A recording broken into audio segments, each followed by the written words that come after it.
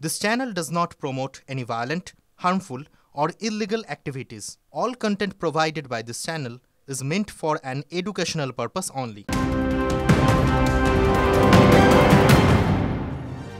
ফিরে এলাম ব্রেকের পর আরো একটা বড় খবরের দিকে নজর রাখতে হচ্ছে। পুজোর আগে অনির্দিষ্টকালের জন্য বন্ধ হাওড়া দাসনগরে ভারত জুট মিল। কর্মহীন হয়ে পড়লেন প্রায় 1000 খানেক শ্রমিক। জুট মিলের গেটের সামনে বিক্ষোভ দেখান শ্রমিকরা। ঠিক কি ঘটেছে, কেন বন্ধ হয়ে গেল, মালিক পক্ষ কি বলছে? সুব্রত আমাদের সঙ্গে রয়েছেন টেলিফোনে, আমাদের সহকর্মী সুব্রত। মাস্কট স্পিন কন্ট্রোল ল্যাবের পরীক্ষায় এটি প্রমাণিত। কেয়াসেট আলোপেক্স পেন্ট অ্যাক্টিভ নতুন চুল গজাতে সাহায্য করে, চুল পড়া বন্ধ করে। কেয়াসেট আলোপেক্স পেন্ট অ্যাক্টিভ 10 হেয়ার ফল প্রবলেমের একমাত্র সলিউশন। দেখো, একেবারে আজকে সকালে এ শিফটে শ্রমিকরা যখন মিলে কাজে যোগ দিতে আসেন তখন কিন্তু সকাল 6টার সময় গেটের সামনে তারা সাসপেনশন অফ ওয়ার্কের নোটিশ দেখে তারা দিশেহারা হয়ে পড়েন।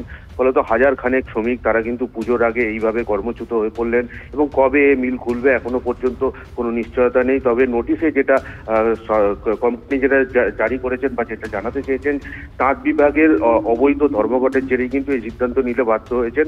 অন্যদিকে শ্রমিকরা যেটা জানাচ্ছেন, শাসক দল ঘনিষ্ঠ যে ইউনিয়ন রয়েছে সেই ইউনিয়ন তাদের ওপর এবং ম্যানেজমেন্ট দুই পক্ষ তাদের ওপর চাপ সৃষ্টি করছে। 2-এর বদলে 4টি করে মেশিন চালাতে হবে, যা তাদের পক্ষে কোনোভাবেই সম্ভব না। ফলত এই ঘটনাকে কেন্দ্র করে অনিশ্চিত হয়ে পড়ল প্রায় 1000 খানেক শ্রমিকের পুজোর আগে কর্মহীন হয়ে পড়ার ঘটনা। বেশ, নজর থাকবে, নজর রাখো। কি বলছেন শ্রমিকরা, শুনুন। আজ 22 বছর কাজ করে এসেছি। এখন যে মালিক এসেছে সে মালিক বলছে এমনিতেই কাজের চাপ আছে, তারপরে এখন যে মালিক এসেছে 4টে করে রুম চালাতে বলছে জায়গায়। এটা কোনোদিনই সম্ভব নয় আমাদের পক্ষে। আচ্ছা, আর এই সমস্যা বাকি প্রধানত এই সমস্যা, তাছাড়া আমাদের অনেক কিছু বাকি আছে। সামনে পুজো আছে, বোনাস টোনাস আমাদের কিছুই দেবে না বলছে।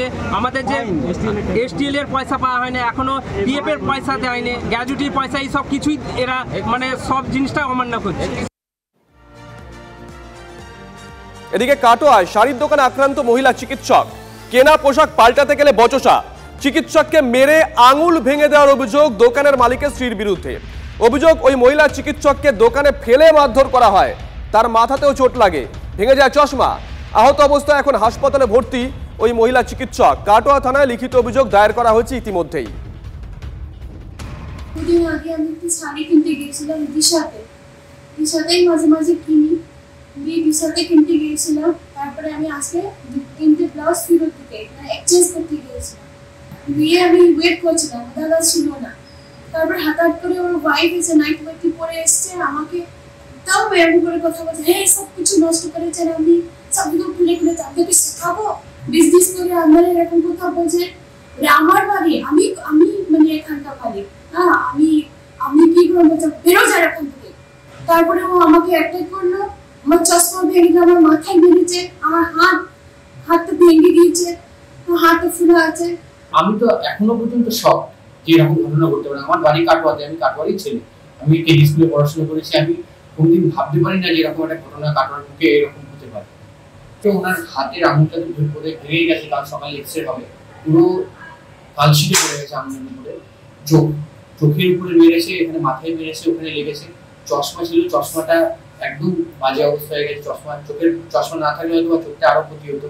আমি তো এসে শুনছি যে এরকম ঘটনা ঘটেছে, এ খুব নিন্দনীয় ঘটনা। এরকম ঘটনা মানে ঘটাটা খুবই দুঃখজনক, আমার কাছে খুব বেদনাদায়ক। এই ঘটনার জন্য আমি মানে সারাদিন মানে দিশাহারা হয়ে আছি এবং আমি এই ঘটনার জন্য আমি ম্যাডাম বা ম্যাডামের হাজব্যান্ডের কাছে আমি জোরহাত করে ক্ষমা চাইছি, যাতে এই দুর্ঘটনা আর যেন কোনোদিন না ঘটে। আর আমি ব্যক্তিগতভাবে বলছি স্যার, আমি এইরকম ধরনের ছেলে নই, ব্যতিক্রম একটা অ্যাক্সিডেন্ট ঘটেছে, এই জন্য আমি সবার কাছে ক্ষমা